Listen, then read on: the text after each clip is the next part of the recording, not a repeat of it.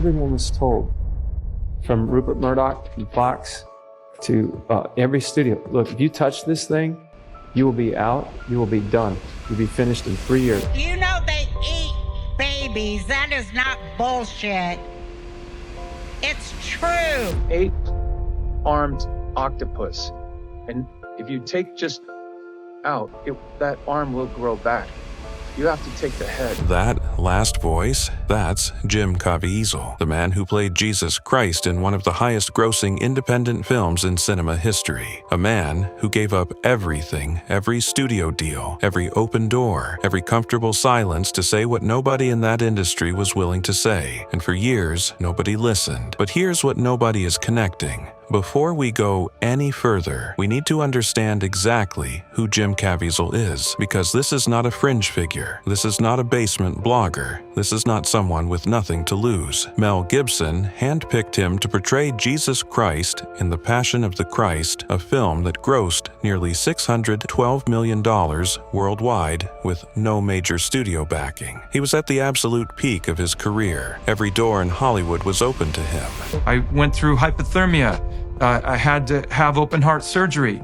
I was electrocuted, struck by lightning. I understand the necessity of what I was going to have to go through. This is not someone performing outrage. This is someone who, after The Passion of the Christ, was approached to play another real person, a federal agent named Tim Ballard, who had spent 12 years inside the darkest corners of Homeland Security investigations, a man who worked the southern border, ran undercover operations across South America, the Caribbean, West Africa, and then quit his government career, his pension, his entire professional identity to personally rescue children from networks in real time. The film based on that man's story is called Sound of Freedom, and when Caviezel agreed to make it, he didn't just memorize lines. He sat with agents, he reviewed case files, he heard things that took him 2 full years to process before he could speak about them publicly. A friend of mine, Debbie, came into the room, and at around 3 o'clock in the middle of the night,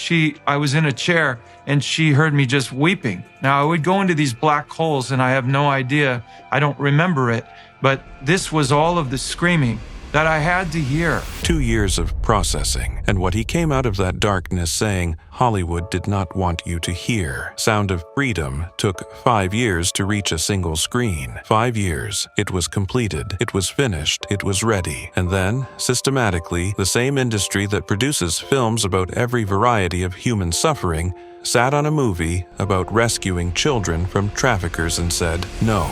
And they've done everything they could to stop it, as they did this with Passion of the Christ. Traffickers, and the institutional response from the most powerful entertainment companies on earth was to bury it. Not quietly decline, not pass. Actively tell other studios, touch this and your career is over. When Sound of Freedom finally reached theaters independently through Angel Studios, with zero major studio backing, it made over $200 million. The people wanted to see it. The industry did not want them to.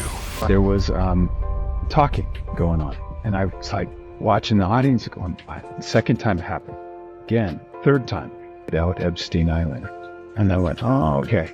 Now I understand what we're up against. The audience wasn't confused. The audience wasn't distracted. The audience was pattern matching in real time. Faster than the media, faster than the institutions, faster than anyone with something to protect. And they weren't wrong. When the Epstein documents began unsealing in 2024 and into 2025, the world expected a handful of familiar names. What emerged was a sprawling network flight logs, coded communications, contact lists, and court records that connected the most powerful people on Earth to a private island. A private plane the press eventually nicknamed the Lolita Express, and private visits that no one in power is eager to explain. Start with the language. Researchers, journalists, and now sitting members of Congress have flagged repeated appearances of unusual terminology in Epstein's communications language that mirrors known FBI pedophile code words. Words like pizza, words like pasta, and one word appearing in context that makes zero logical sense. I looked directly at the emails that have been widely circulated pertaining to the age 11, and I have it written down on my notes, the permission to kill email, the Snow White, the littlest girl was naughty, etc. And some of them pertaining to, jerky, whatever that is. Nobody talks about jerky like it's this. Weird. Yeah, it's a code word and it's This is not a fringe commentator. This is an elected official reviewing unredacted files and saying plainly, nobody communicates this way about beef jerky. The context makes no sense. The pattern makes complete sense. And the communication methods described in those files align with what intelligence professionals have flagged for years: shared email accounts, messages stored only as drafts, never sent, never transmitted, technically impossible to track through standard digital surveillance, a system engineered specifically to leave no footprint. They don't hit send, but they have the password for multiple emails, and they'll just go in, get the message, and then never open or close it, so it's impossible basically to track. It's just like a draft. Caviezel doesn't describe this as a single scandal. He describes it as a system, 8 arms, each arm capable of regeneration. The only way to end it, take the head. And here is where the pattern becomes undeniable. Because this story is not only about Epstein, it is about what surrounds Epstein. The names that keep appearing in the same circles, at the same events, on the same flight logs, connected to the same accusers. Harvey Weinstein now serving 16 years in federal prison. Sean Combs facing federal charges. John of God, the Brazilian faith healer, convicted of serially assaulting dozens of women. And woven through every one of these networks' names with the kind of cultural power that doesn't just open doors. Names that validate. Names that make a predator credible by simply standing next to them. Meeting Oprah was like, oh my God, I would have thought that I would have to be someone who's established, who everyone would have had to know about before I was privileged enough to meet someone like Oprah. So that gave me so much confidence in him at the time when he approached. That young woman trusted a predator because a global icon was standing next to him. That is not a coincidence. That is a mechanism, validation weaponized, and the same pattern replays across Weinstein, across Diddy's events, across the South African school where abuse allegations surfaced and then quietly disappeared. According to Caviezel, the role here is not simply that of a wealthy person with suspicious associations. The role is structural, gatekeeper, the person who decides which books people read, which doctors people trust, which politicians people vote for, and crucially, which stories people never hear about. Proximity, validation, silence, rebrand, philanthropy, surge, repeat. Every time the heat gets close, the pattern doesn't break. It resets. Now, we need to talk about what happens to the people who try to break that reset. Anne Heche was Ellen DeGeneres' partner throughout the late 1990s. Sources who claim to have worked alongside her on a documentary project called Children of the Machine. A film about child trafficking described her as someone who, during her time inside those Hollywood circles, witnessed things she spent years trying to process.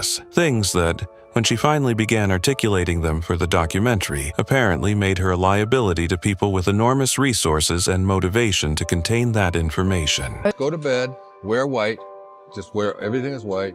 Drink the water, take the... In August 2022, Anne Heche died following a single-car crash in Los Angeles. High speed, a residential structure, flames. The official conclusion was accident. People close to her and sources within the documentary team have been vocal about their belief that the timing was not coincidental. We are not stating this as confirmed fact. We are reporting what witnesses are claiming. But when Jeffrey Epstein himself died in federal custody with malfunctioning cameras, a transferred cellmate, and a cause of death that forensic experts publicly disputed the question of whether powerful people silence inconvenient witnesses stops being paranoid fantasy. It becomes documented historical pattern. The documentary she was reportedly involved with Children of the Machine is, according to sources, still being completed, underground, still building the case. Here is what makes Caviezel's urgency impossible to dismiss with a wave of the hand. Over 300,000 children under the age of 18 have been pulled into trafficking operations in the United States alone. In a 2-year window, approximately 85,000 unaccompanied minors crossed the southern border. No verified sponsors, no background checks, no DNA confirmation. Children under 5 years old processed and released into a country with no confirmed safe destination. According to federal reporting, a significant number of those children simply disappeared. The very first image I saw were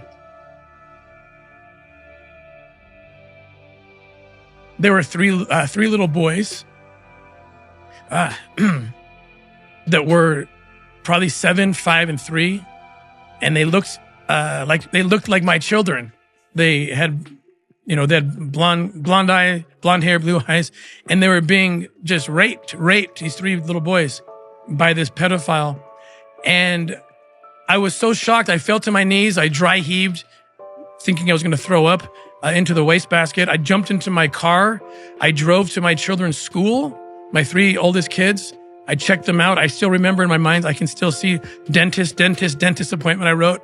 And I grabbed them. I took them home and just sobbed. That was Tim Ballard's first day. He stayed for 12 years. She said, do you see the 2 paths? Then she says, close your eyes.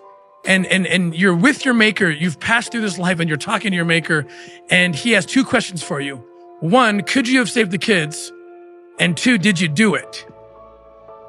That's your interview. Jim Caviezel has said publicly that A Sound of Freedom was never just a movie. It was a signal, a trigger. He predicted whistleblowers, not 1, not a dozen, but hundreds, thousands worldwide would begin coming forward. And we have already seen it begin. Files unsealing, accusers testifying, a congresswoman reading coded emails out loud on the congressional record and saying, "Nobody talks like this." I know that the saints in heaven wish to be on this earth right now because there are far more people on this earth than there's ever been. And there are far more souls to save right now than there ever has ever been. Children are real. The pattern of proximity, validation, and silence is real. Jim Caviezel told us the octopus has 8 arms. He told us you have to take the head. And right now, the world is finally starting to look for it. Stay locked in, because this story isn't over. It's just getting started.